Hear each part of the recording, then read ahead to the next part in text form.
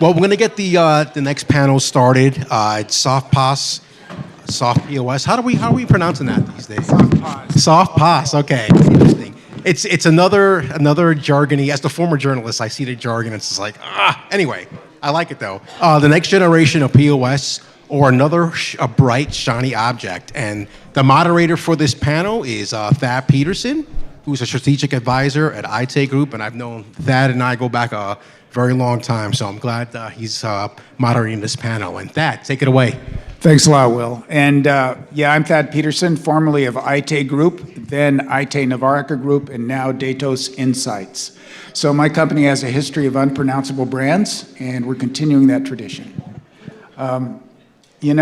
It's really a kind of a cool time. Until very recently, the only way to do an in-store transaction was on a POS terminal. But in 2007 with the iPhone, all of a sudden, every one of us started carrying a really powerful computer in our pockets that could deliver and receive data from wherever we were at any time we were there. And then a couple years ago, one of my clients said something that really, really hit me. He said, payments are just data. That's all it is. We have different rails and we have different rules, but it's basically moving information from one place to another. So it's perfectly logical that if we're carrying a computer in our pockets and our business is moving data from one place to another, and that's what a payment is, it would be logical for the POS terminal to migrate onto the smartphone. And that's exactly what we're going to be talking about, which is SoftPOS, which is something that is really taking off all over the place. And I have a really wonderful group of panelists who actually know a whole bunch more about this than I do. So why don't we start on the very end, and we're going to do introductions, please. I'm sorry. Introduce yourself, but also talk about your role in SoftPOS and what your company is doing with it, please.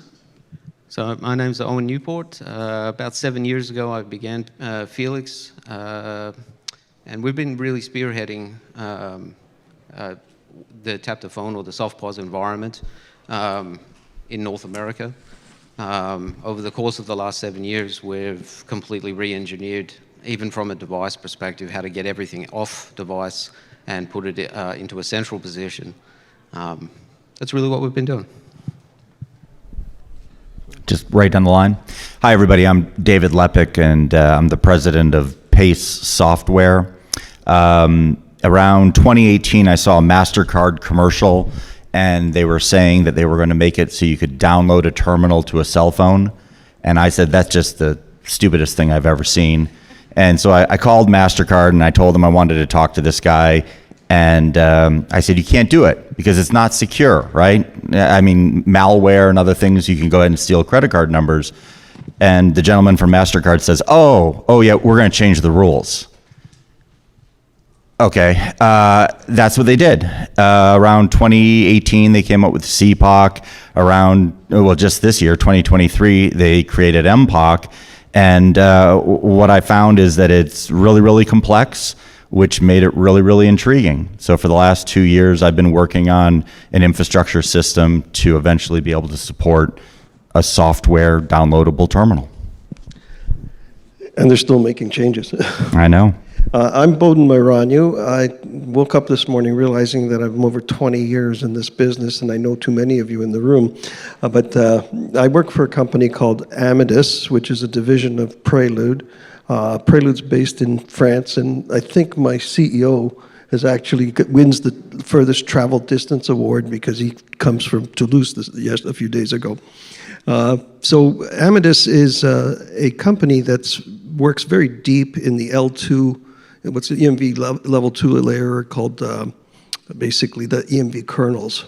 We license specifications from the card schemes, and we build out pretty much all the kernels for the world within our organization. And those kernels we have over 40 million kernels deployed in the devices, but most importantly, those kernels were deployed in physical hardware devices. And today we're going to talk about what it takes to move those kernels into a smartphone, a tablet, any COTS device that's out there. And when I say COTS, I mean commercial off-the-shelf system. So we're full of acronyms here on this panel, I know. Anyway, I'll take it over to you. Is this on? Good. Hi, Chris Wells. I am with Discover. I'm an executive relationship manager on our digital acceptance team. I've been in the business 28 years. And I know what you're thinking. Yes, I started when I was 10 years old. That's the only reason I've been here for 28. So Discover, I promise, in working with EMVCo and PCI, we're not trying to make the specs as absolutely complex as they can be. I know they are complex, but so yeah, we've been trying to consult with the industry groups on the specs, how to make sure the cardholder data is secure, that merchants get what they need from it. I have this all written down. We're on other industry panels like USPF, ETA, and we also have our own SDK to help simplify the development for anyone wanting to create their own SoftPOS application. Thanks a lot. Before we go too far, I'd like to clarify a couple of buzzwords because they're really important, CPOC and MPOC. Which of you would like to try to explain the difference between CPOC and MPOC? Well, I was in the Army, and we do like abbreviations. So CPOC is contactless payment on COTS. COTS, as Bowden pointed out, is commercial off-the-shelf device. And then MPOC is mobile payments on COTS. Yeah, and there's a difference in certification between the two, and that's a really big deal. We'll talk about it in a little bit, but that's a pretty important part of this whole equation. So given that we now have SoftPOS, it's a real deal, and it's actually coming out, what's the biggest opportunity in the next few years for SoftPOS? Well, Whoever. first of all, it's the ability to get rid of hardware. And when we think about the cost of hardware, card schemes created SoftPOS for emerging markets, for SMBs, to be able to deliver electronic payments in markets where, you know, a payment terminal is not cost effective. But here in North America, we have the opportunity to take SoftPOS to places we never even imagined. And I'll give you an example. One of our partners is in the room, Honeywell, and they have a hardened scanner and tablet devices, not just smartphones. It's any Android device that basically has an NFC capability that can be used now as a payment terminal through software only. And there's for merchants, I've been mentioned I was 20 years in the business. Every time I spoke with a retailer, it was, hey, how can you reduce my costs? How can you increase the spend from a customer? How can you get me that impulse purchase? How can you attract more customers? And SoftPOS hits all of those marks that retailers are interested in. And that's not just the SMB. That goes all the way to the largest tier 1 retailers that have devices that are throughout their organization, and they can use those devices for lane busting, they can use those devices for pop-up stores, they can use those devices for last mile delivery, and the use cases just go on and on. It's quite remarkable. Every day I'm surprised by a new use case. Well, and Thad, one of the themes from a number of the other presentations has been that the consumers are going to drive the change, right? And Square has already released a tap to both Android and Apple type solution. So, I sell through the ISO market. I imagine Felix sells through the ISO market as well. The ISO community is going to say, hey, I want that thing I saw on Square. And it's just becoming more and more popular. The other point I'd make, though, is that while a lot of people see a software terminal as a great solution for the micro merchant or maybe the merchant that rarely takes credit cards, I think there's a bigger play for the enterprise merchant. I believe that eventually this is going to become so commonplace, we're going to see it in a lot of the major applications that we use on a daily basis. Yeah, I would agree. There's a good opportunity with SoftPOS, especially at the enterprise level, to be distributed and change the way that they actually service their customers. And that's one piece that SoftPOS can do. And I wouldn't be one person that would advocate the removal of a hardened device. I actually think that SoftPOS is complementary to those components. So if you were in a big box retailer, you would essentially still have your hardened devices, but if you've got roaming sales stuff, they should all have a SoftPOS function. The customer experience that you can shift there is quite large, and that's a huge opportunity. Customers do want to have a frictionless experience. It has to be operating the same way it does in the POS lane, and it has to be reliable, it has to be fast. So Amadeus focuses just on delivering the SDKs to partners that are ISV vendors, acquirers, and processors in the marketplace. So for us, we've had the pleasure of making the legacy payment terminals or the hardware terminals perform incredibly fast. Like we only have 400 milliseconds to execute the transaction, and we get a few hundred extra milliseconds on a smartphone, but we're well within the time frame. So the experience, whether you're using a smartphone or whether you're using a hardened device or a tablet, is consistent with what you have, a tap and go frictionless experience. Before Chris comments, just one more question on that, Bowden. So you're not seeing any issues on latency at all on going to SoftPOS from traditional POS? No, I think what we're seeing right now is a mass scurry to get deployments done for pilots, so that people can understand. Anytime you go to do a new payment project, it's no different than implementing a legacy payment terminal.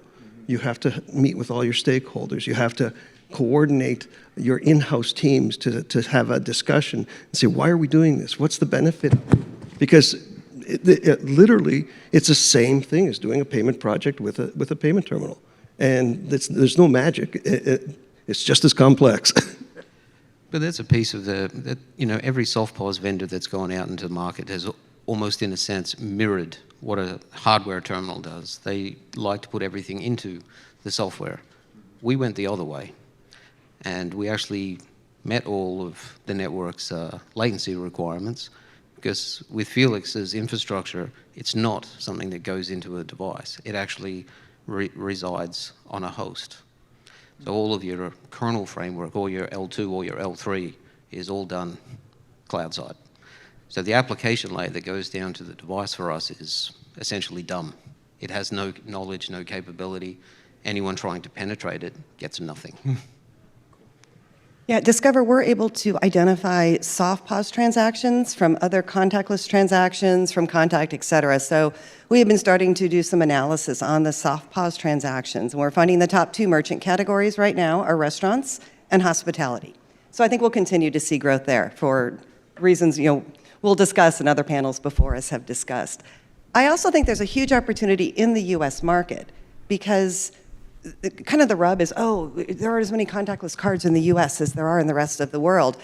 I say that's not true. I just think that US consumers aren't aware that they have a contactless card in their wallet, or that they can use Apple Pay or Google Pay or their watch or whatever it may be.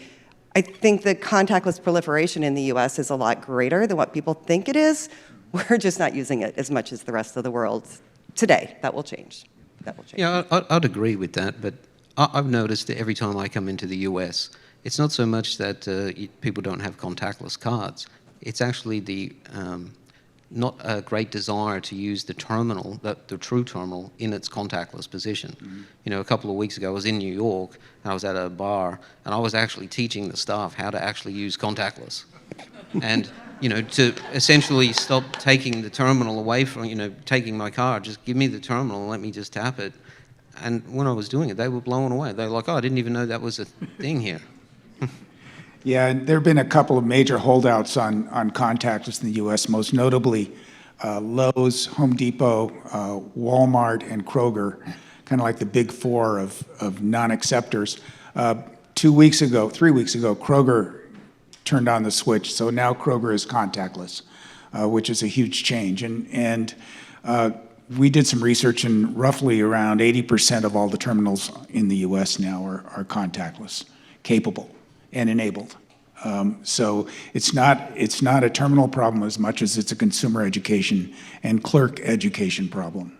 And Owen, if you're like me, it's not just training the merchants, it's training like my friends and family as well. Yeah. So whenever my dad takes me out to lunch or dinner and he goes to put the chip in, I'm like, no, you can tap. And he's like, oh. And then the next time we go to dinner, he goes to put the chip in, and I have to remind him, no, Dad, you can tap the card. So it's merchants and consumers. Oh, yeah. It's up to us to educate friends and family, I think.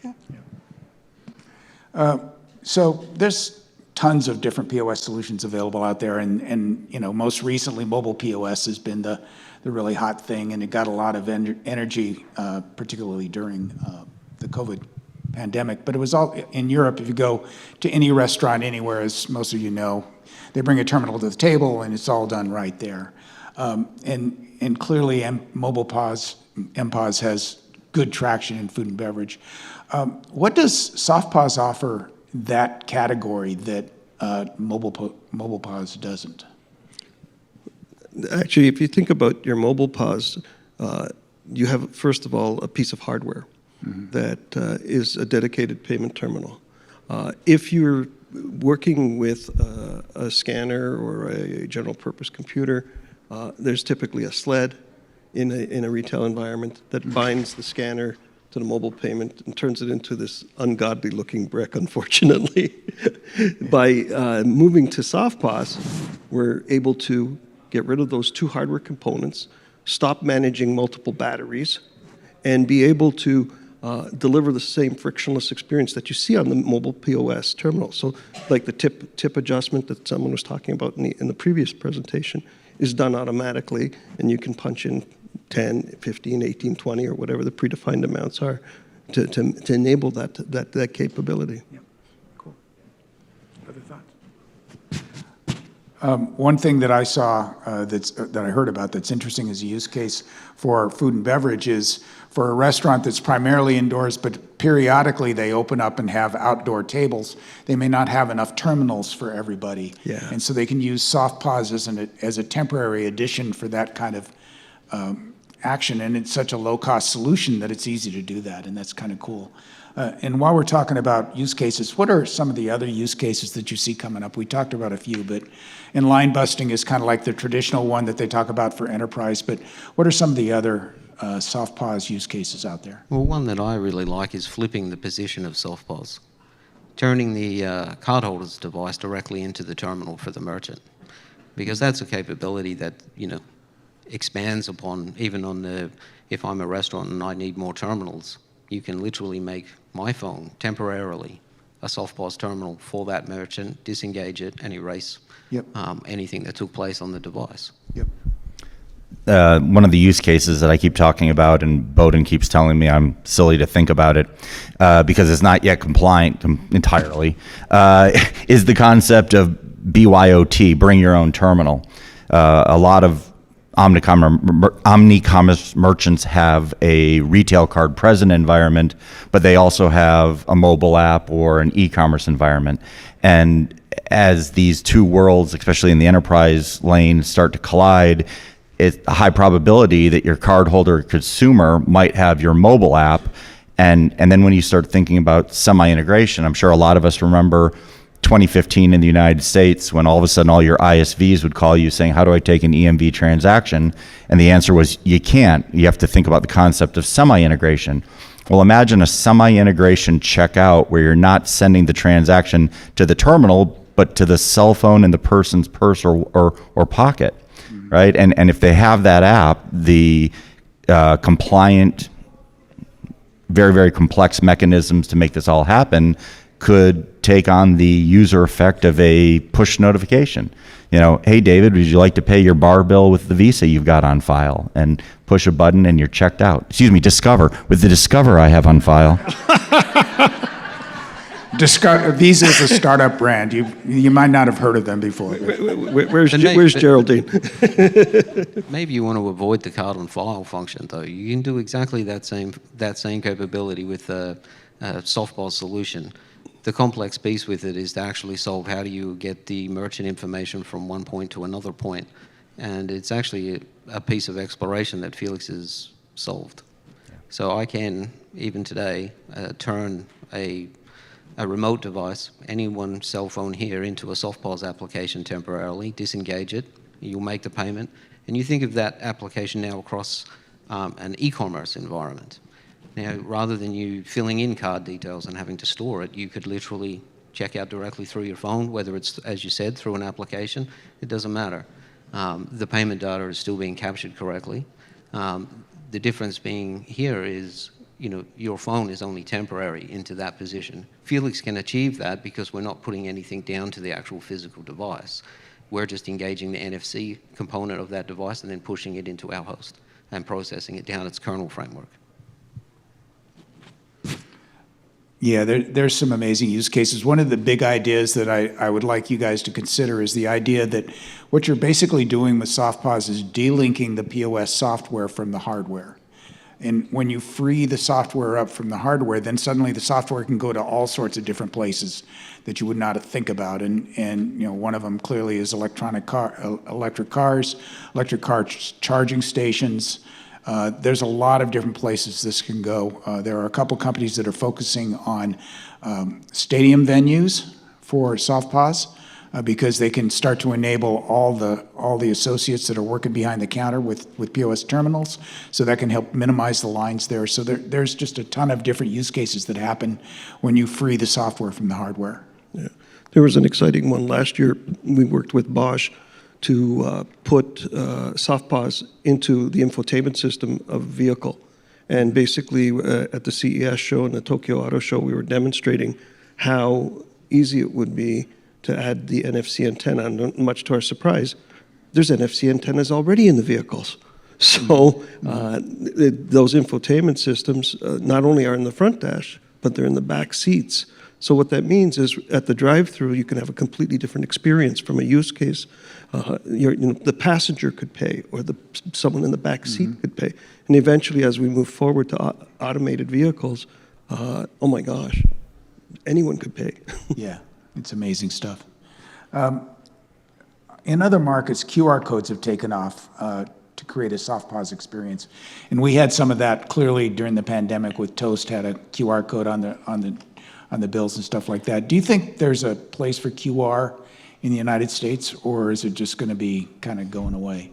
I think they're all tools. I mean, QR code makes sense for a lot of different merchants, but one of the things that I heard a number of people talk about is that during the pandemic, when a lot of restaurants moved to a QR code checkout, they did so without recognizing that they were just increasing the cost of the transaction, because it turned the transaction into a card not present e-commerce transaction.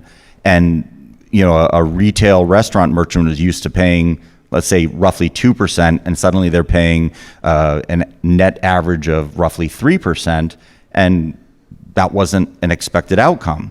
And so by eventually migrating to more of the tap-to-pay, SoftPOS, MPOC type solution, we're driving this back to a card-present interchange category rate, and also simultaneously making it a more secure transaction, which, by the way, I always think is kind of a nice side effect, right? Yeah, no kidding. The QR codes, there is a place for them. They have they're fantastic for starting the dialogue, but remember, a QR code is still a static piece of information, no different than the mag stripe on the back of a card. And what we've learned over the history of EMV in the US is that contactless EMV and contact EMV actually work to eliminate fraud. In fact, the fraud numbers are incredibly low in the card present rate versus the challenges that we have in the card not present world. Yeah. One of the really big deals about this that we just brought up that is critical is that a SoftPOS transaction is actually a card present transaction if it's done with a PIN in the store. And if you think about that, all of a sudden you're going to take a significant percentage of transactions that may or may not be happening in store, but certainly are card not present, and you're allowing a whole new channel of card present value, which means it's going to lower the cost for the merchant pretty dramatically going forward. The challenge there, and one of the things I'd like to ask you guys about is this certification. We talked about CPOC, which is an uncertified solution. You legally cannot use a PIN on it, although the networks have provided waivers for that for a few companies. MPOC is the solution that is really the one we're talking about. It's fully card present, completely secure, PIN accepted. That being said, the certification process is complex, very similar to the challenges we ran into with EMV in the early days. What do you guys think about getting over this certification hurdle? Well, as a group that's already 50% of the way plus through MPOC, it's not that much of a challenge. It's complicated, but if you look back at CPOC as a whole, that was very, very prescriptive from a developer front, being able to solve the problem the way that you need to, as opposed to being prescribed that solution, actually makes it a lot more easier. And with Felix, originally, we'd gone under the pilot waivers for Visa and MasterCard and Amex. I asked them all, should I go to CPOC or just wait for MPOC? And they all said, don't go to CPOC, wait for MPOC, because your solution is already pretty close to what the requirements are, so I left it. Mm-hmm. And as soon as the day came out, and as soon as we were able to, we entered the lab in February. After emerging from the lab already in November, we went straight back in. So our first stage is now finished. So the second stage for us is our back end, so our attestation check flows. But in addition, because we're all cloud side from a kernel perspective, they want to test that for hardening as well, so which is perfect. Okay, I'm going to go on record. Yeah, he's just a lot smarter than me. It's hell. Certification's terrible at all levels. I mean, it's just if anybody here has ever gone through a card brand EMV level 3 certification with a processor, that's bad. Yeah, this is worse. I did 7 in a year. In 12 months. Now, but we're trying to make it easy, and it's hard to make it easy. We've taken the approach to provide a full SDK to our ISVs and our acquiring partners. And how we've done that is we've taken, first of all, we started with the L2 kernels for card processing, and we precompiled them for Android OS, and took them through what's called the L2 certification process. So we can deliver a kernel that's pre-qualified. The importance of our kernels is that we can provide all the kernels in the world through one entry point, which is quite a unique thing, because you don't want to have to ask your customer, hey, which card scheme would you like to deploy? Tap on my phone. So you want it to be fairly frictionless and transparent when they make that tap. So the importance of that single entry point is that you can accept all forms of payment should you choose to. Beyond that, the secondary certification that we all have to worry about is the security. The security aspect is that it has to behave in the same way as the legacy payment terminal does. It has to be secure, except we don't have any dependencies on hardware. Your legacy payment terminal leaves the factory, and God knows what happens to it, I'm sorry. But we have to attest through using servers and clients and cryptography that every transaction is secure and that the terminal is in an integrated state just the same way a terminal would be when it left the factory. And that's for every transaction. So in essence, I think SoftPOS is actually more secure. And one thing that I found out in our certification cycles is if you certified a solution 2 years ago, the amount of technology, the amount of, we weren't talking about Chat GPT at that time. Yeah. But today, the fraudsters have moved the needle so much forward that you got to keep up not only with what happened in the past, but stay ahead of what's currently being touted as the latest and greatest attacks on our infrastructure. Yeah, David's been complaining to me for a year about the certification process, just to be clear. Yeah, I mean, it's a learning curve, just like it was in 2015. There's going to be backlogs. But we'll get through it, just like we did EMV. 2015, everyone was like, oh no, we're never going to get this done. It's never going to get, it will. We'll get through it. Again, learning curve on so many sides. Yeah, there's one little interesting bit of trivia about the technology using the smartphones is that Apple and Android have their NFC antennas in different locations. And so you can train a clerk to do iPhone all day long and they won't know that the NFC antenna for an Android phone's on the back. And that's where you have to tap the card. So there's some interesting little tidbits of technology that still need to be worked out. And thinking about the smartphone, one of the things that has been considered another possibility is taking the software, which is now delinked from the hardware, and dropping it into Android devices, generic Android devices, not necessarily smartphones, but tablets and other devices. And it would seem to me that would be an interesting opportunity, particularly at the enterprise level. What do you guys think about that, and how do you think that's going to move? I actually Googled this, like what devices support Android, right? Because phones and tablets are the obvious ones, Bowden mentioned barcode scanners for tier 1 merchants, but here were some of the results I got when I Googled it. Cameras, media players, e-readers, TVs, watches, tableside ordering, and I think some restaurants have like little game consoles like at the table to keep those are Android-based, and appliances. There's a lot of stuff out there that's Android-based. If you could just think about, okay, how could we turn this into a payment method, acceptance? The possibilities are endless. Yeah, I wouldn't be surprised if we see personal assistants like Alexa at some point having an NFC antenna so that you can tap on your assistant to pay for a pizza delivery or something. Well, I know we keep on splitting out Android, and the reason a lot of us can't do this on iOS is because Apple tightly controls the use and access of its antenna. However, Apple has gone down the path of MPOC as well, and they've been opening up their developer portals, and I think there's still a lot of questions about how to go ahead and make this work. Obviously, because Square's done it, a developer can go ahead and work with the Apple devices.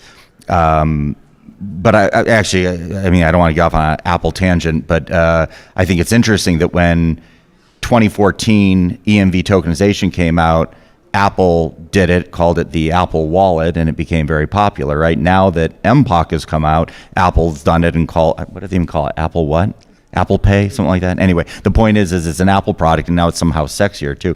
But we really have to be able to support both, because in the United States, 60% of cell phones are Apple. Now, if you go internationally, there are a lot more Android devices out there. Yeah, iOS is only 28% of the worldwide market. Yeah. And, we all talk about Apple, we all talk about, Android. What about Windows?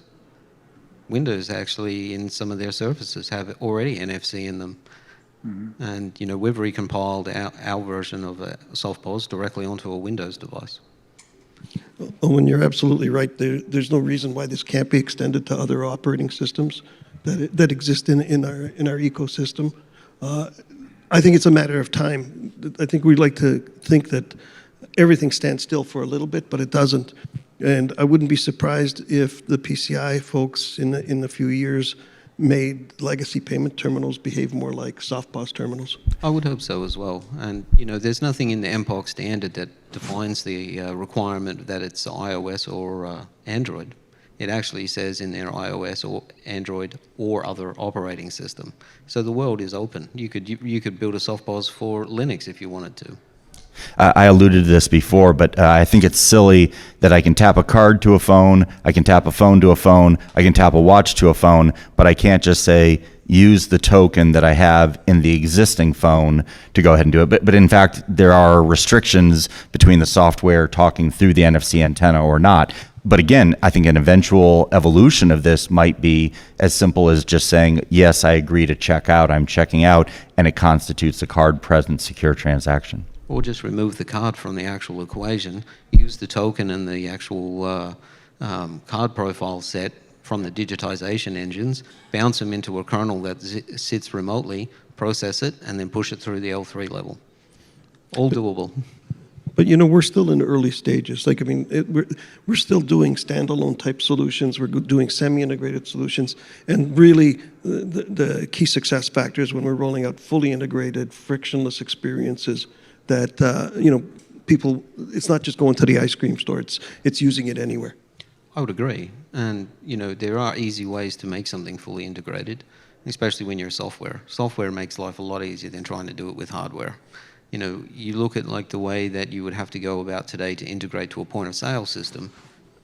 That's a complex nightmare. I could literally give you 4 lines of code and you could do the same thing. For years, I would tell my dad about the industry I was in, and he would ask me, why do you like this industry? And I didn't have a good answer until I forgot who wrote it, but a Green Sheet article. I think Mark Dunn, he's not here, but he wrote the article, and he basically said it's because it's really, really hard. And I was like, oh my God, that's it. I like Sudoku. I like the Rubik's Cube. I like really, really hard puzzles. And this so far has really checked all the boxes. Yeah, speaking of really, really hard, aside from the certification, what are the other obstacles you got to face for implementing SoftPOS? Remote key location with every transaction. I mean, you have to load the key and change it with every transaction. This is point-to-point on steroids. Or just don't put it in the device. The toughest part for us has been the L3 integrations. Because we provide our software as an SDK, getting the attention of the 50 or so ISVs that are operate in the U.S.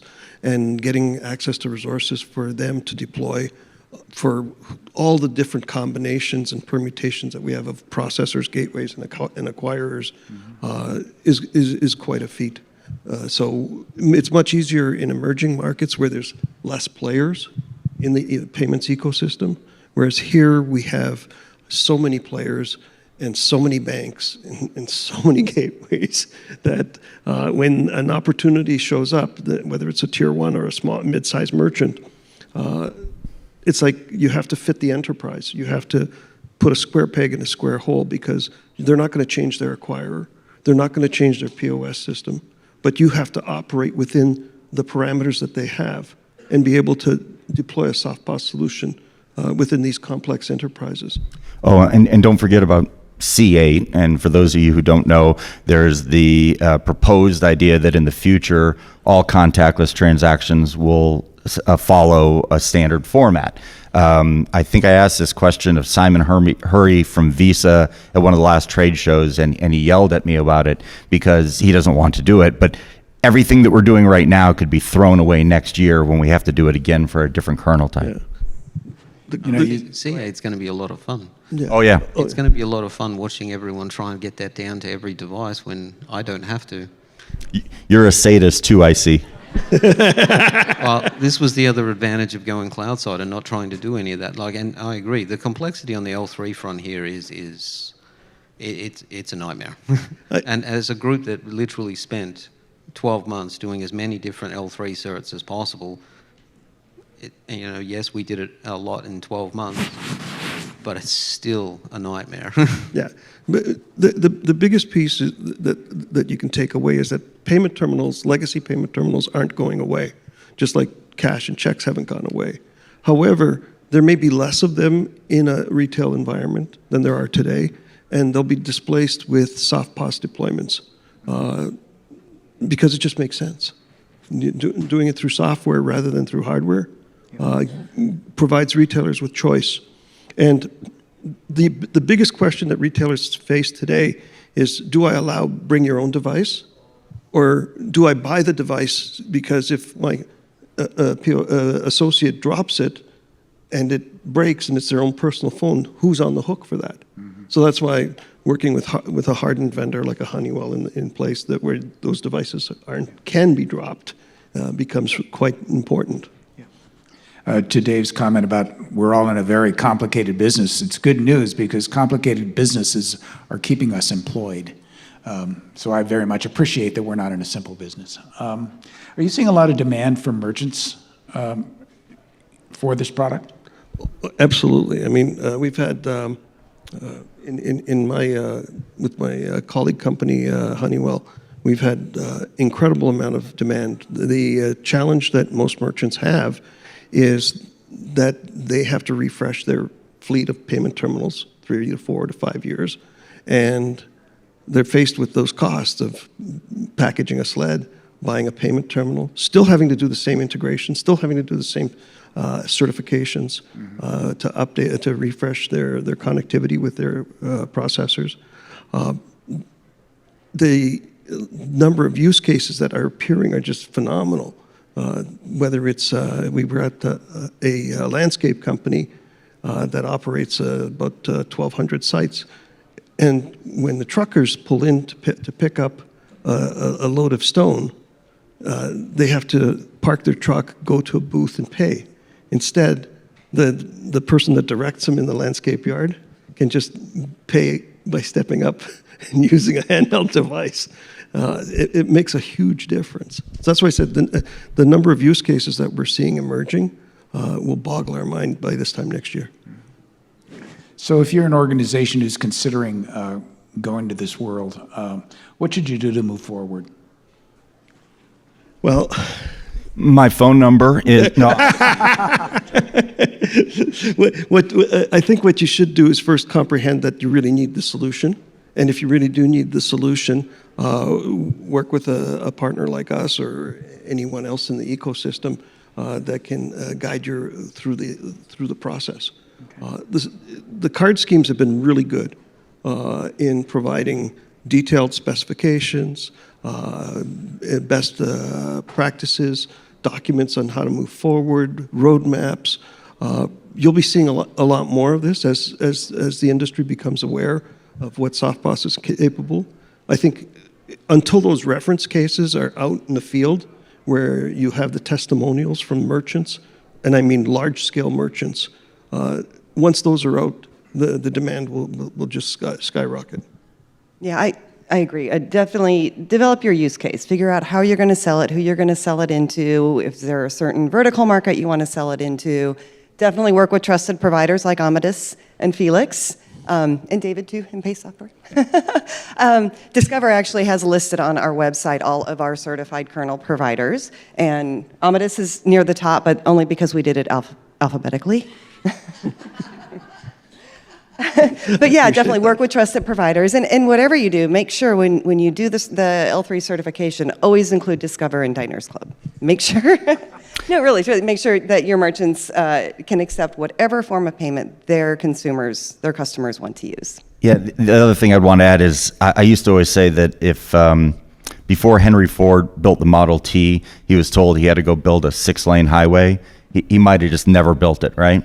Yeah. And we didn't get deep into the weeds of the details of MPOC, but there are aspects of it that are required that are simply not out there today in other technology platforms. So the type of thing that Felix has been working on, that I've been working on, and that Amadeus has been working on is really kind of one of its kind. And everybody will get there, not just us, but more players for sure. But you can't just bolt this onto some legacy product.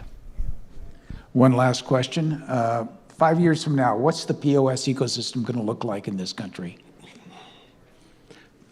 From my perspective, there'll be a lot less legacy payment terminals, but there'll be more new places to pay than you ever imagined. And SoftPOS will go beyond the smartphone. It'll go to IoT. It'll go to the back of an airplane seat. It'll be in the inside of the car of an infotainment system. Places that we never imagined. And I don't think the consumer will tolerate a different experience other than what they have today, and that's tap and go. I see also SoftPOS moving the direction of what credit card terminals have done. If you remember 20 or 25 years ago, a credit card terminal took a swipe, that was it. That's all it did. And nowadays, it can do so many more things. It can help manage inventory, it can do payroll, it can do time clocks. They definitely increase the functionality of a terminal. And I see SoftPOS applications going the same way, adding more feature functionality to it to make it help merchants run their business as a whole, not just take payments in an easy, convenient way. Well, I'll give Felix a shout out because I think you're right.